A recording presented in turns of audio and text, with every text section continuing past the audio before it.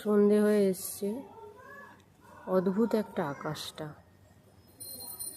এদিকটা দেখো একদম যেন পরিষ্কার ব্লু হয়ে গেছে, আর একটুখানি সরলেই এবারে আকাশটার দিকে তাকিয়ে দেখো।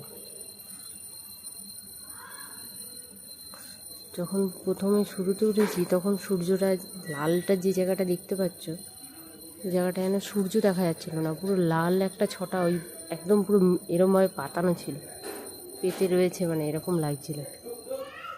আমি খালি বারবার তাকাচ্ছি আর ভাবছি বাবা আকাশটা আজকে যেন অদ্ভুত, দেখেও খুব ভালো লাগছে।